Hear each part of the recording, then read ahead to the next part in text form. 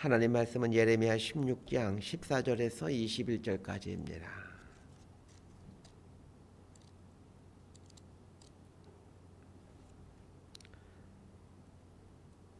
예레미야 16장 14절에서 21절까지 말씀 번갈아 가면서 읽습니다. 제가 먼저 읽겠습니다. 여호와의 말씀이니라. 그러나 보라, 날이 이르리니 다시는 이스라엘 자손을 애굽 땅에서 인도하여 내신 여호와께서 살아계심을 두고 맹세하지 아니하고 이스라엘 자손을 북방 땅과 그 쫓겨났던 모든 나라에서 인도하여 내신 여호와께서 살아계심을 두고 맹세하리라. 내가 그들을 그들 조상들에게 준 그들의 땅으로 인도하여 드리리라. 여호와의 말씀이니라. 보라, 내가 많은 어부를 불러다가 그들을 낮게 하며 고에 많은 포수를 불러다가 그들 모든 산과 모든 언덕과 바위 틈에서 사냥하게 하리니 이는 내 눈이 그들의 행위를 살펴보므로 그들이 내 얼굴 앞에서 숨기지 못하며 그들의 죄악이 내 목전에서 숨겨지지 못함이니라. 내가 우선 그들의 악과 죄를 배나 갚을 것은 그들이 그 미운 물건의 시체로 내 땅을 더럽히며 그들의 가증한 것으로 내 기업에 가득하게 하였음이라. 여호와 나의 힘, 나의 요새, 환난 날의 피난처시여, 민족들이 땅끝에서 주께 이르러 말하기를 우리 조상들의 계승한 바는 허망하고 거짓되고 무익한 것뿐이라. 21절까지 함께 읽습니다. 사람이 어찌 신 아닌 것을 자기의 신으로 삼겠나이까 하리이다. 여호와께서 이르시되 보라, 이번에 그들에게 내 손과 내 능력을 알려서 그들로 내 이름이 여호와인 줄 알게 하리라. 아멘. 예레미야 16장 전반부에서는 예레미야에게 하나님께서 세 가지 이상한 행동을 하라는 명령이 나오고 있었습니다. 하나님께서 예레미야에게 하라고 하신 행동 첫 번째는 결혼하지 말라라는 것이었고, 두 번째는 장례식장에 가지 말라는 것이었고, 세 번째는 잔치석상에 가지 말라는 것이었습니다. 이 세 가지 모두는 남유다의 임할 심판이 너무나도 끔찍하다는 것을 말해주는 상징적인 행동들입니다. 바벨론에 무자비한 폭력이 있을 것인데 결혼함으로 자식을 낳게 되는 것이 더 고통스러운 일일 것이기에 아예 결혼을 하지 말라 이런 뜻이었고, 장례식에 참석하지 말라라는 것은 수많은 사람들이 바벨론의 침략으로 죽임을 당할 것이기에 그 상황에서 장례에 참석하는 것은 불가능한 상황이 된다라는 것을 미리 보여주기 위함이었습니다. 또한 바벨론의 침략으로 잔치가 열릴 수 없다라는 것을 보여주기 위해서 너는 지금부터 잔치석상에 가지 말아라 라고 말씀하셨던 것입니다.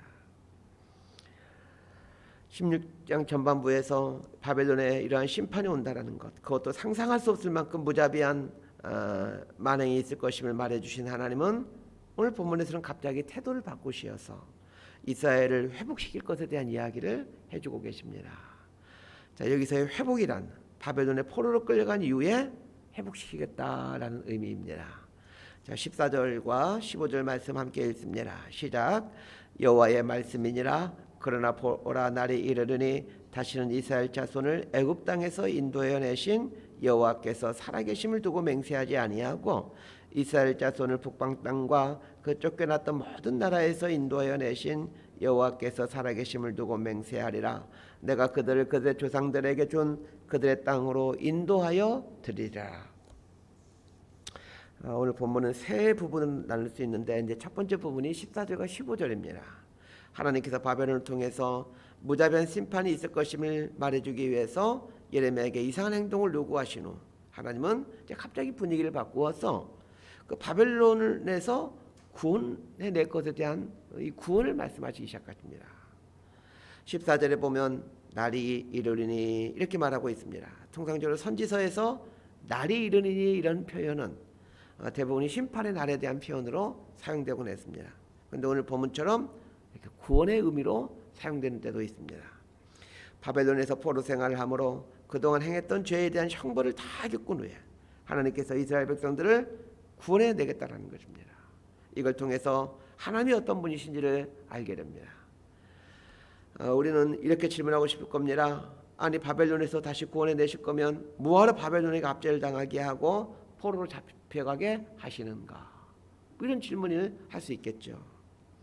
이스라엘 백성들을 바벨론의 포로로 끌려가게 하신 것, 그리고 다시 바벨론에서 구원해내시는 것, 이 모든 것들은 하나님이 어떤 분이신지를 말해주기 위함입니다. 하나님은 공의의 하나님이십니다. 그렇기 때문에 죄에 대해서는 반드시 그에 합당한 심판을 하십니다. 이건 우리에게도 마찬가지입니다. 당신의 자녀라고 무조건 편들어 주시면서 죄에 대해서 눈 감아 주시는 분이 아닙니다. 하나님은 그런 분이 아닙니다.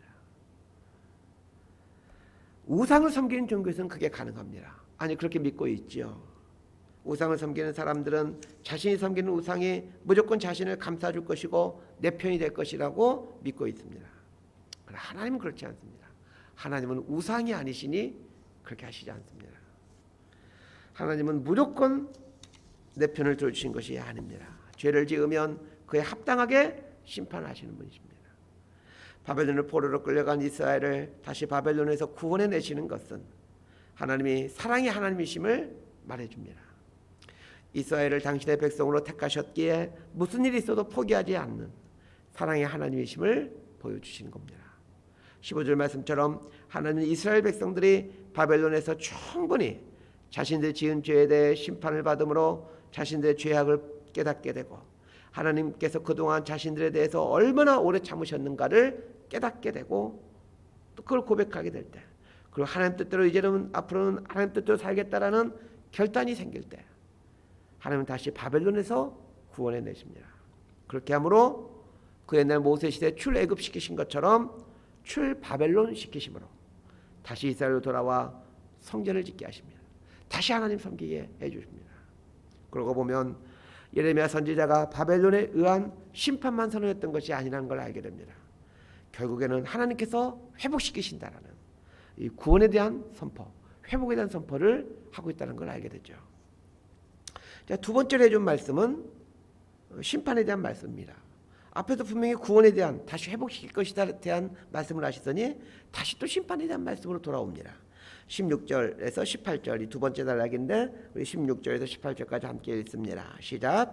여호와의 말씀이니라. 보라, 내가 많은 어부를 불러다가 그들을 낫게 하며 그의 많은 포수를 불러다가 그들 모든 산과 모든 언덕과 바위 틈에서 사냥하게 하리니 이는 내 눈이 그들의 행위를 살펴보므로 그들이 내 얼굴 앞에서 숨기지 못하며 그들의 죄악이 내 목전에서 숨겨지지 못함이라. 내가 우선 그들의 악과 죄를 배나 갚을 것은 그들이 그 미운 물건의 시체로 내 땅을 더럽히며 그들의 가증한 것으로 내 기업에 가득하게 하였습니다. 14절과 15절에서 바벨론에서 구원해 낼 것이다라는 말씀을 하신 후에 갑자기 분위기가 180도 달라진 이야기를 하십니다. 16절을 보면 많은 어부를 불러다가 이스라엘 백성들을 잡아 올리고 많은 포수를 불러다가 산과 언덕과 바위 틈에서 사냥하겠다라고 말씀하십니다. 마치 이스라엘 백성들을 잡히게 될 그 물고기로 그리고 포획당할 산짐승으로 묘사하고 있습니다.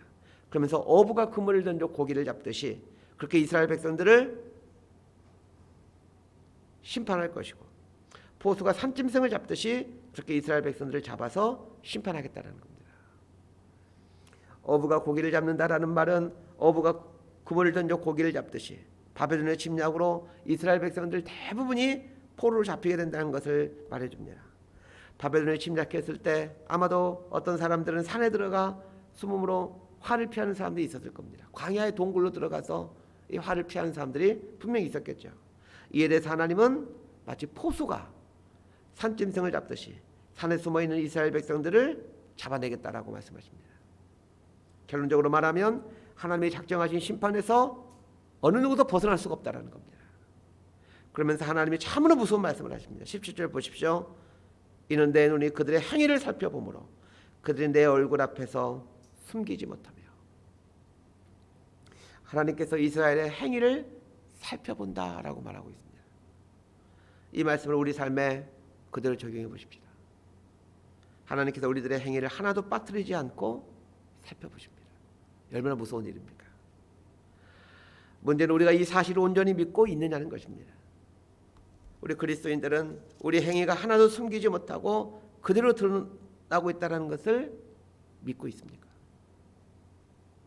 또한 하나님께서 나의 행위를 그대로 보시고 그 행위에 따라 합당하게 보응하신다는 것을 믿고 있는 것입니까? 하나님이 우리의 행위를 고스란히 보고 있다는 것을 알고 있다면 또 나의 행위에 따라 그대로 갚으신다는 걸 알고 있다면 우리는 절대 이렇게 살지 않을 겁니다. 하나님께서 이스라엘 심판하신 근본적인 이유를 말씀하시는데 18절 하반절을 보면 미운 물건의 시체로 내 땅을 더럽히며 이렇게 말씀하고 계십니다. 여기서 말하고 있는 이 미운 물건의 시체란 우상을 뜻합니다. 우상을 가리켜서 시체라고 표현하고 있습니다. 우상은 이미 죽어 있는 것인데 이스라엘 백성들이 아무런 생명이 없는 우상에게 엎드려 절하며 하나님이 주신 가나안 땅, 하나님의 땅을, 기업으로 주신 기업의 땅을 우상으로 물들여 넣었다는 것입니다. 하나님께서 견딜 수 없어 하시는 것이 이 하나님의 기업인 가나안 땅에서 이스라엘 백성들의 각종 우상들을 섬기는 것입니다. 이것 때문에 하나님은 이스라엘 백성들을 바벨론의 침략이라는 심판을 받게 하시는 것입니다. 이 가나안 땅을 다 쓸어버리시는 것입니다. 거기에 있던 예루살렘 성도 쓸어버리시고 예루살렘 성전들도 쓸어버리시고 이스라엘 백성이 살고 있던 집들도 다 쓸어버리시는 겁니다.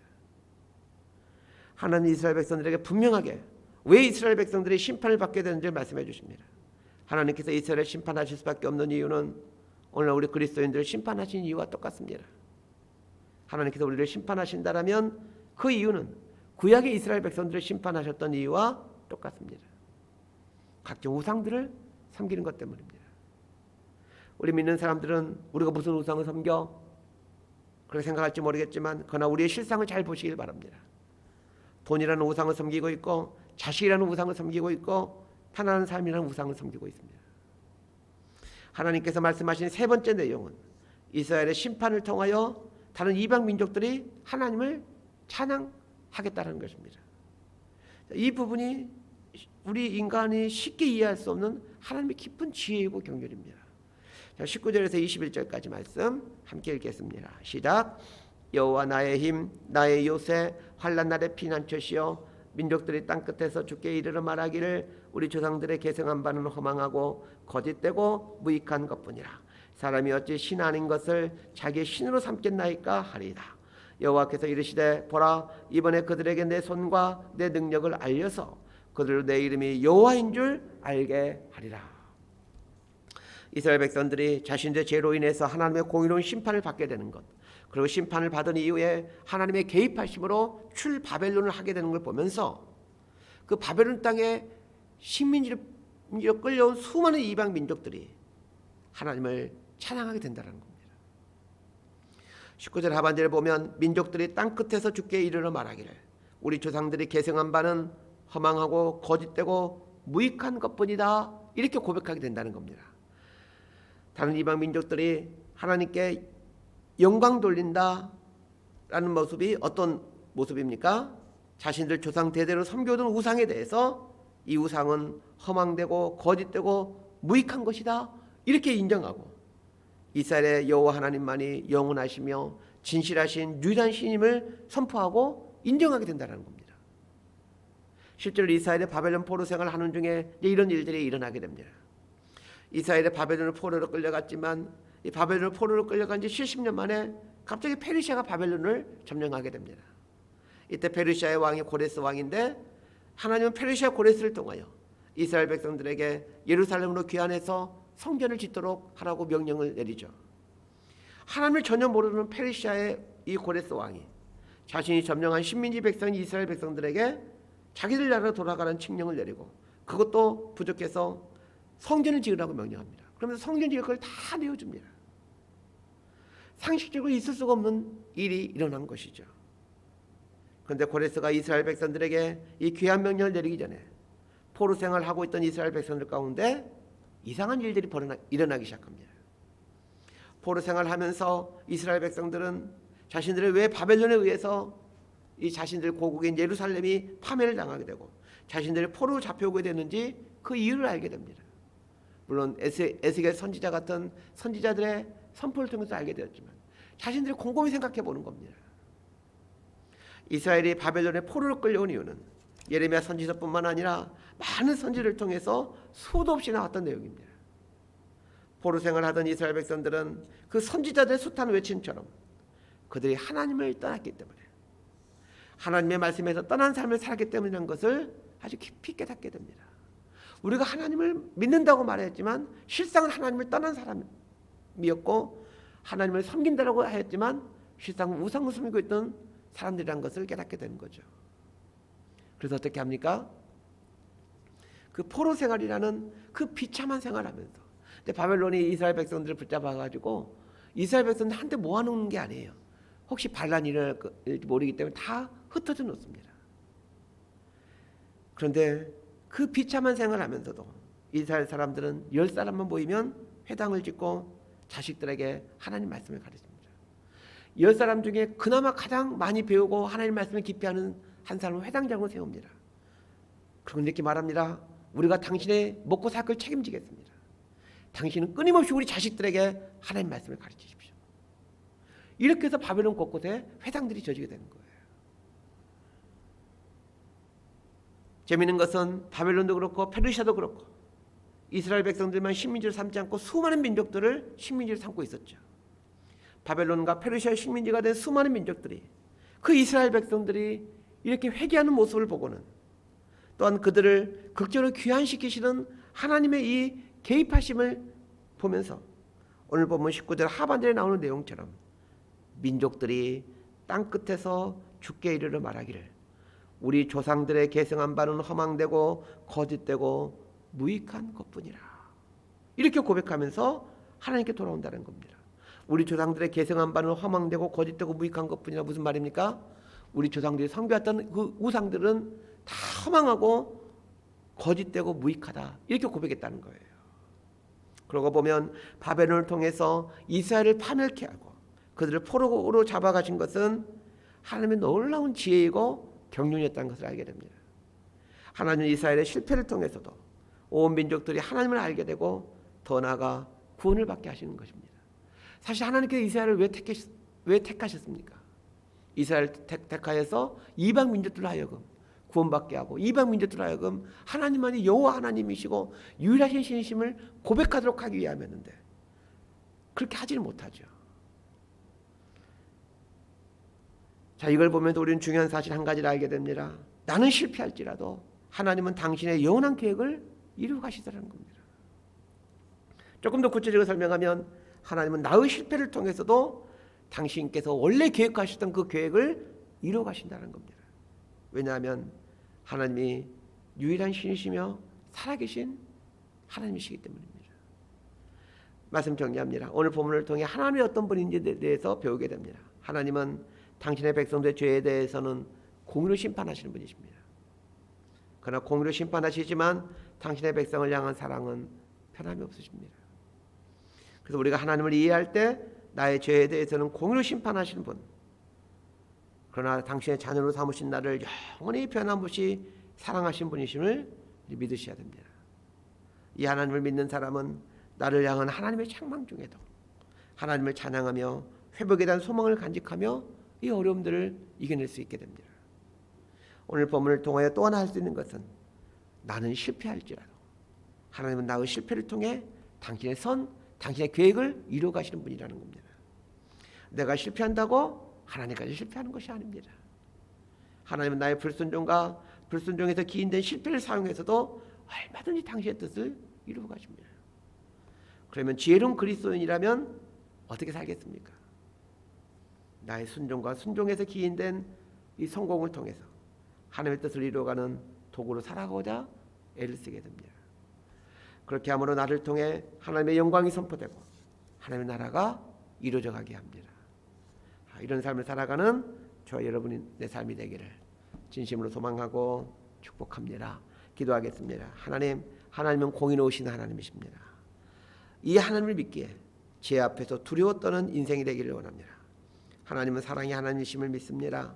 그러게 나의 상황과 형편이 어떠하든지 변함없이 신실하신 이 하나님의 사랑을 의지하고 이 하나님의 사랑을 삶의 바탕으로 삼고 하나님이 원하시는 인생을 구축해 가기를 원합니다.